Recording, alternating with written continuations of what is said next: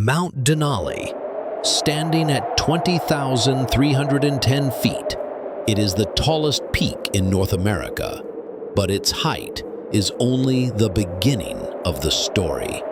Remote, unforgiving, and battered by some of the harshest weather on Earth, Denali has claimed the lives of even the most experienced climbers. In 1967, a group of mountaineers faced the mountain's wrath like no one before or since. This is the true story of ambition, endurance, and tragedy. The 1967 Mount Denali disaster. The 7 summits are the highest points or mountains on each of the 7 continents. Everest is Asia's highest and also the highest on Earth. Aconcagua is South America's. Elbrus is Europe's, and so on and so forth. Mount Denali is North America's highest point. And although it's part of this exclusive 7 Summits club among the world's highest peaks, Denali isn't particularly impressive, at least in terms of elevation. Any one of the 14 8,000-meter peaks is almost a quarter higher. Aconcagua in South America is higher. And so are many others in Asia that are only not talked about because they're overshadowed by the other giants of the region. But elevation alone isn't the full picture. Summit elevation is deceptive. It's only one of several characteristics which can drastically alter the difficulty of a climb. The first thing to note is that elevation is the height of a mountain from sea level, not from the surrounding area. If a mountain sits on a 10,000-foot plateau and then only rises 5,000 feet up from there, the visual appearance won't be nearly as impressive. So, another way to measure mountains to get a true scale for the distance needed to summit is by measuring from the base of the mountain to the peak. It's pretty simple. You're just measuring the actual mountain itself, rather than the mountain plus the ground that it sits on. And incredibly, by this measure, and therefore the vertical distance mountaineers need to cover to summit the mountain, Denali is the tallest from base to peak. This means that although it's only 20,000 feet compared to Everest's 29,000 feet, 8,839 meters, the climbable portion of Denali is actually larger. The base of Everest sits at around 17,000 feet.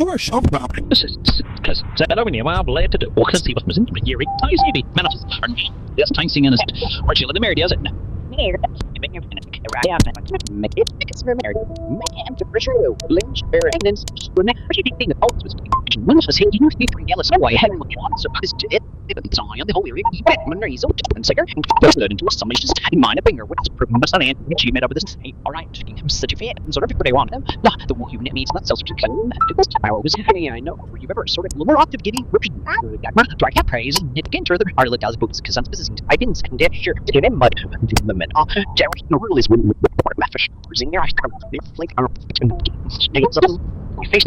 small. That year, he worked as a tree cutter on some of the coastal Alaskan islands near the Alaskan Panhandle, and slowly, his attention turned north toward the most impressive peak on the continent. Over the course of the year, the idea grew until eventually, he made up his mind and began recruiting for his attempt at Mount Denali. As a quick note, at the time, it was known as Mount McKinley, but was later changed back to the name Denali, which was the native name it had had for hundreds of years. In any case, Joe began by recruiting some of the mountaineers he knew, Jerry Clark and Mark McLaughlin. Jerry then took over some of the recruiting process because he was older and much more entrenched in the climbing scene and knew more people who might be interested. So then, while Jerry handled the people, Joe worked on the technical details of the climb. Eventually, he came up with a cost of $300 per person, or around $2,000 in today's value, to cover the cost of food, gear, and transportation from Seattle to Alaska. Joe and Jerry then sent out a newsletter to over a dozen climbers who might be interested. In it was a full itinerary, training recommendations, and reading materials like books on avalanches and glacier travel safety. Ultimately, of those who received the letter, 6 more signed on, bringing the group to a total of 9, including the 3 original numbers. From there, they sent in an application to the Alaskan branch of the National Park Service, which is required by anyone looking to summit. This would be the first stumbling block for the group.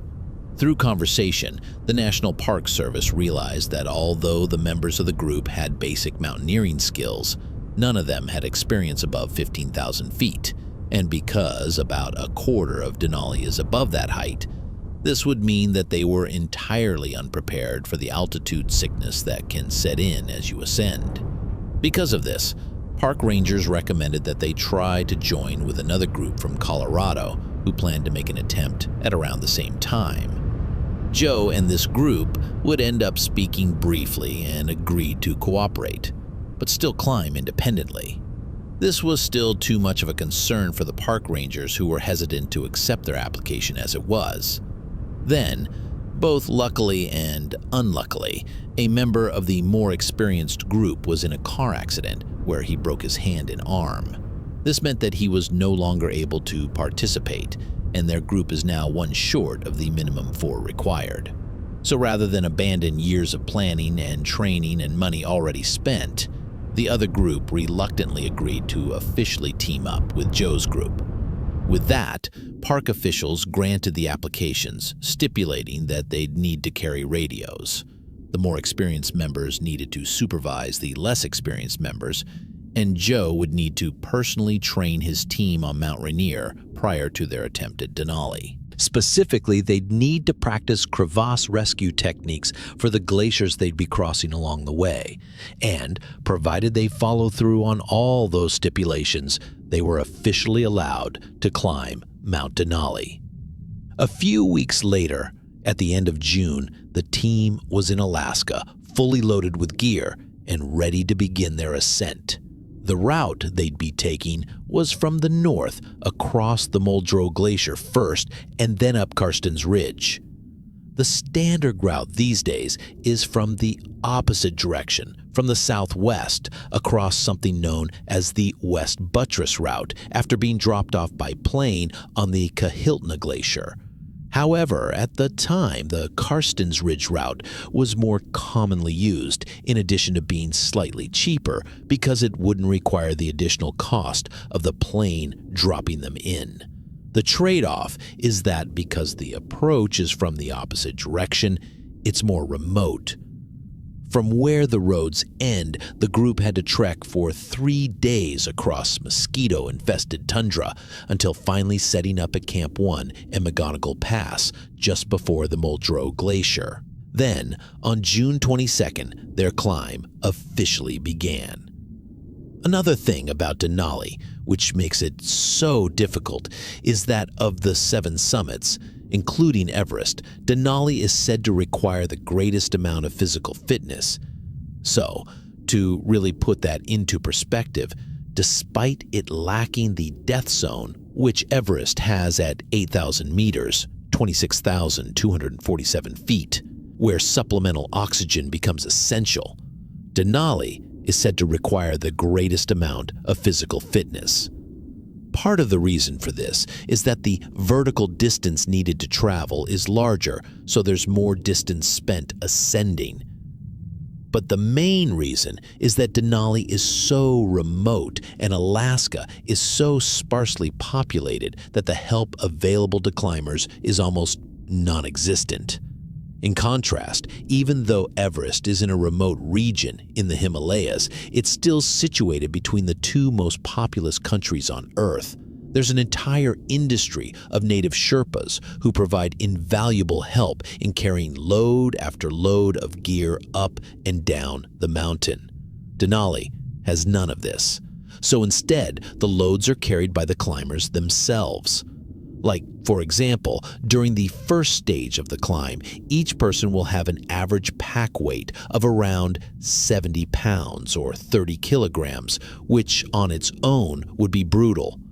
But in addition to a heavily loaded backpack, climbers have to pull up to 150 pounds or 70 kilograms worth of gear on a sled behind them. And all of this is in addition to the large distances traveled while slowly ascending in elevation. On a typical expedition today, the greatest distance traveled by a group in a single day would be around 5.5 miles, while sending about 1,000. Obviously, as you ascend and establish camps and eat food, these loads become lighter, but the point remains: the amount of work performed and fitness required by climbers on Denali is almost like nowhere else on Earth. As you ascend as well, this is through and around glaciers, over crevices, and sometimes deep snow. Then, at the end of a long day of traveling, camp has to be set up, and everyone has to dig, shovel, and cut snow blocks to place tents and other equipment. So that's what these men did, slowly charging their way higher up the mountain. And quite literally, they walked for weeks along the same chunk of flowing ice that is the Muldrow Glacier, constantly on the lookout for deep cracks in the ground that could be the end of the expedition. First, they established Camp 2 along the lower ice fall. Camp 3 was set up after that, and before another section known as the Great Ice Fall at the beginning of July, so close to 2 weeks after they left. Camp 4 was next, and was set up below something known as the Harper Ice Fall, at around 12,000 feet on July 4th. This icefall is part of the larger Harper Glacier and is the source of the Muldrow Glacier, which starts near the top of the mountain. It's essentially a massive chunk of flowing ice that slowly makes its way down the mountain under its own immense weight. The section of it known as the icefall is so steep and treacherous that climbers have to ascend a ridge to the side, known as Karsten's Ridge, because it's almost completely unclimbable. After making this detour around, they set up Camp 5 along the ridge at 15,000 feet on July 13th, now close to a full month from when they started. At this height, they were finally just one camp away from striking distance of the summit. By then, they were all suffering from some degree of altitude sickness, but for the most part, this is minor, and everything was going according to plan. That same day that they rested in camp, a weather report came through over the radio and let them know that there was a possibility of a large storm forming, which was projected to hit on the 16th or 17th, but up until that point, weather would be almost perfect for summiting. The team talked about what to do, and eventually Joe suggested that they try to make a push for the summit before the storm had a chance to hit. If they left that day, they could make high camp, then summit the next and be down before the bad weather rolled in, and with a day to spare. After further conversation, they decided to pack 5 days worth of food and then set up one more intermediate camp at 16,500 feet to spend the night and acclimatize. This would be known as Camp 6 and would hopefully help lessen the effects of altitude sickness.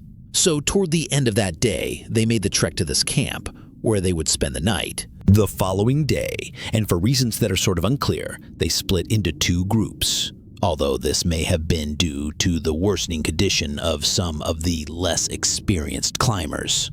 First was a group of 8 who would have to high camp or Camp 7 that day. They would then make an attempt the following day on the 15th.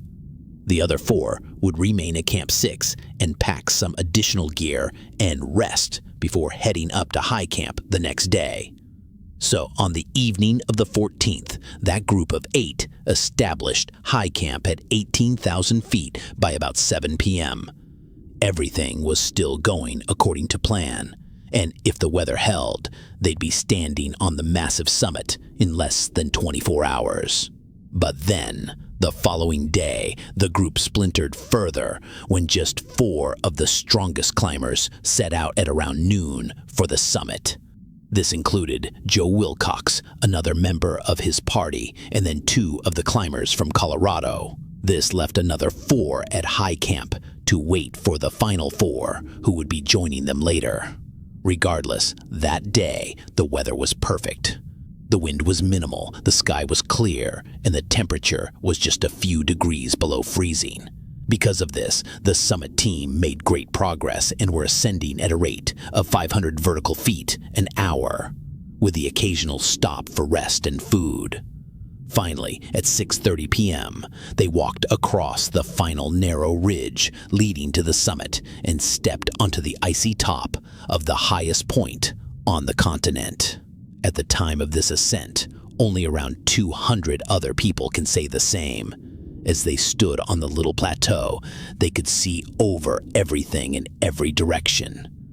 There's quite literally nothing higher for thousands of miles in every direction. With the amount of time it had taken for them to reach the top, they wanted to savor their time, and so they spent the next hour and a half wandering the little space, talking on the radios and setting off flares in celebration. Finally, they felt it was time to descend and started down the mountain at around 8 p.m. As far north as Denali is, the sunset in July is around midnight, so they had plenty of light left to descend by. Even still, it was just a 2-hour walk back down before they stepped into high camp once again. Right around when the summit team returned to high camp, the remaining group from Camp 6 arrived at the high camp. So now all 12 of the team members were at 18,000 feet. They all congratulated each other and talked about how the conditions were and what to expect. And the plan at this point was still for the remaining 18 members to summit the following day on July 16th. But when everyone woke up that morning, the wind had picked up and was getting progressively worse, and gusts were already up to 70 miles an hour.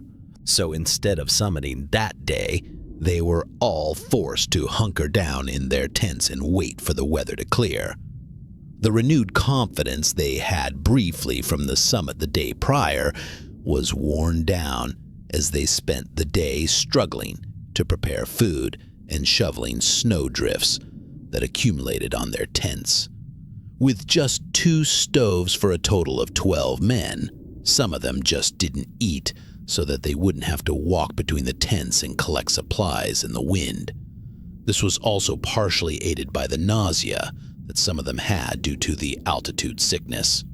At least a few of the party were already having a hard time keeping food down as it was.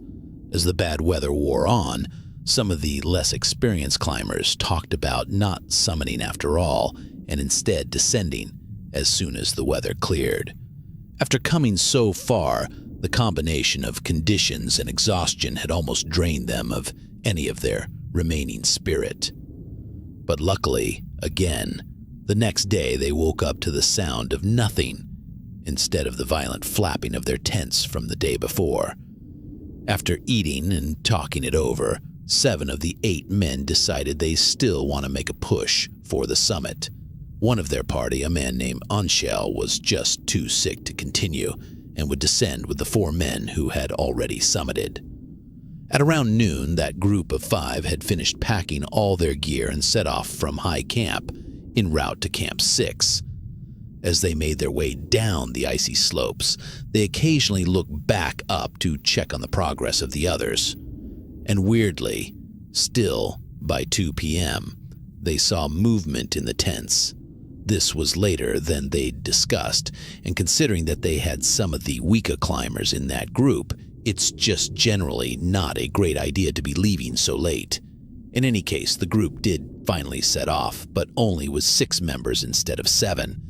At the last minute, another climber decided he was too sick to make the trek and would wait for them in the camp. A few hours into their summit push, another storm started to form on the upper section of the mountain. This was the first glimpse of not just any ordinary storm. Another reason why Denali is considered uniquely challenging is the ferocity of the storms that can develop on it. That same feature which makes Denali so impressive visually is responsible for creating some truly horrific conditions. When a weather system approaches from the Pacific to the south, rather than a gradual rise of a series of ascending peaks, it essentially slams into the full height of Denali, like a large boulder sticking out of the river Wind and clouds flow roughly over and around the mountain. In addition to that, it's situated far closer to large bodies of water than Everest, for example, and right in the path of the polar jet stream. This current constantly brings weather systems from the south and right over Denali. And finally, it's also the farthest north of any of the 7 summits, at just 3 degrees of latitude below the Arctic Circle, which can cause some extreme changes in temperature on top of everything else. At the worst of times, the storms in Denali are some of the worst on the planet.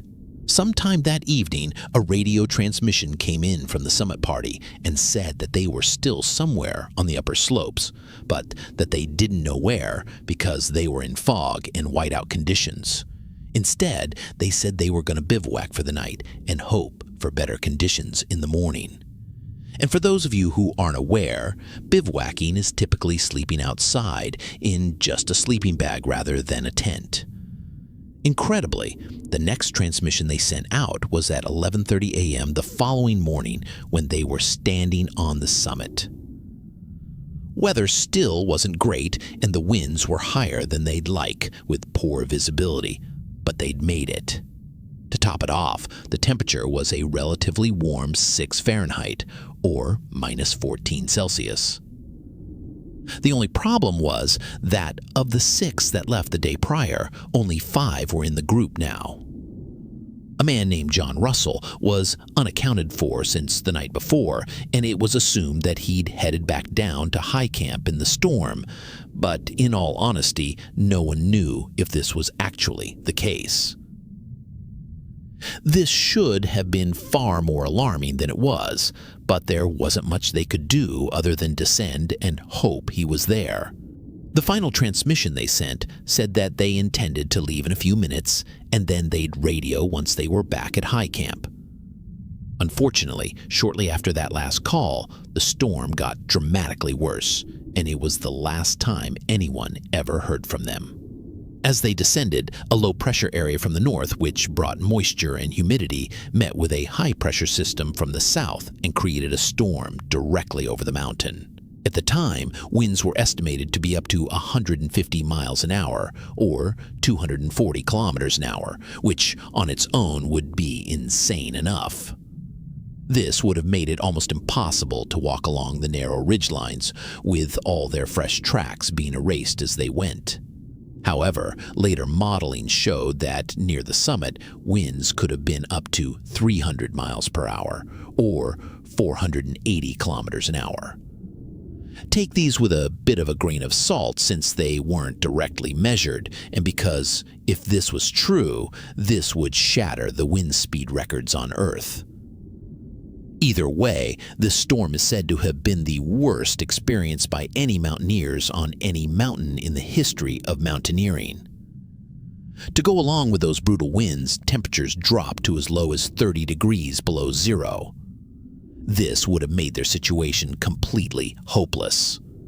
They wouldn't have been able to walk, let alone see in those conditions, and depending on how exposed they were on the route, they might. It's thought that they may have tried to bivouac about 1,000 feet from the summit, but this would have offered them no shelter from the storms. And horrifyingly, this storm would last for 4 days, except for a few small breaks.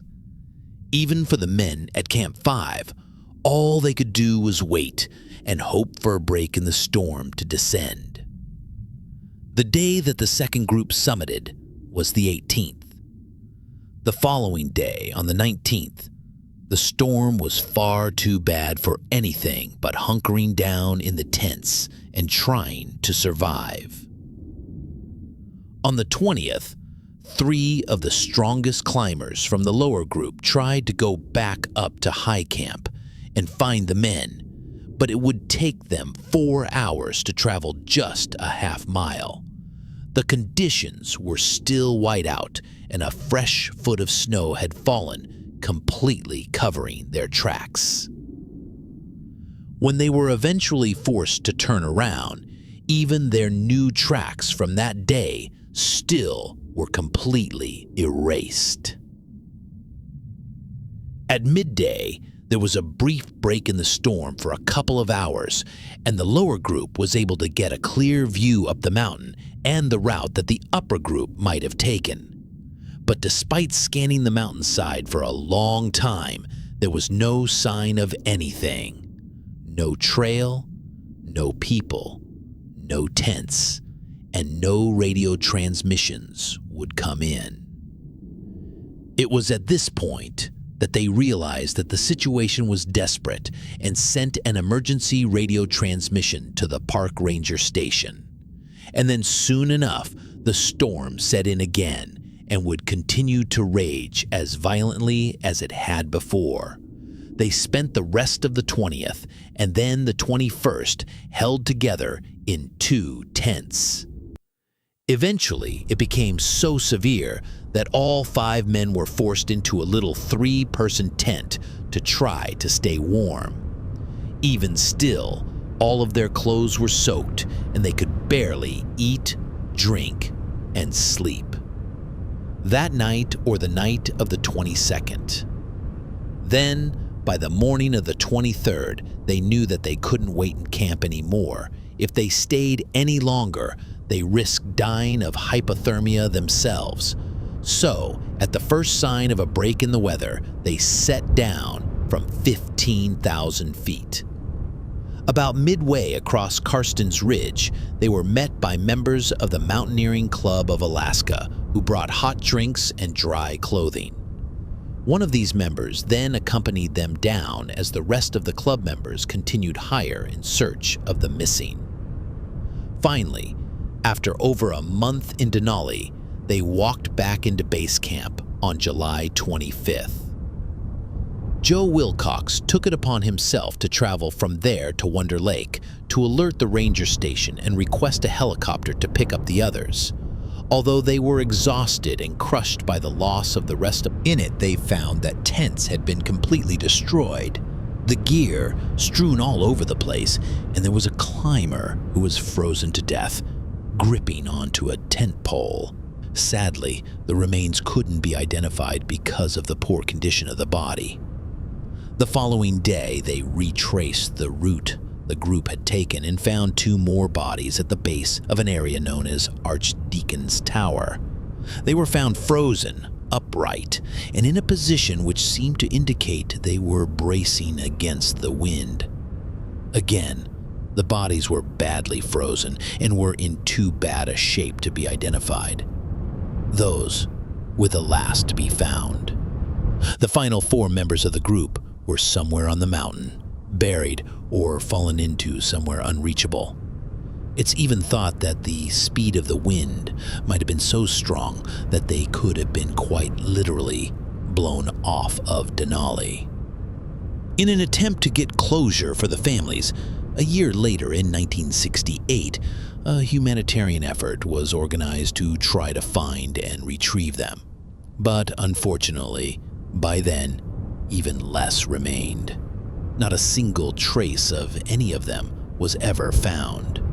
At the time, and maybe still currently, the 1967 Mount Denali disaster was considered to be the worst in American mountaineering history. And with the gravity of the disaster, pretty quickly, there was controversy about who was to blame. Naturally, outside observers looked to the leaders of the expedition, including Joe Wilcox, as the person responsible. This was only made more confusing when the surviving members started publishing books about their accounts of the events, which often conflicted with one another. Since then, at various points in time, different members have been thought to be responsible. It was only later, once the weather was modeled and the true ferocity of the storm was determined, that it absolved any of them of responsibility, on the grounds that no one, not even with modern weatherproofing equipment, could have survived what was occurring on the upper slopes. It was, and still is, the worst storm ever recorded on Mount Denali. Hello everyone, thank you all so much for watching. Welcome to Hollow Knighting.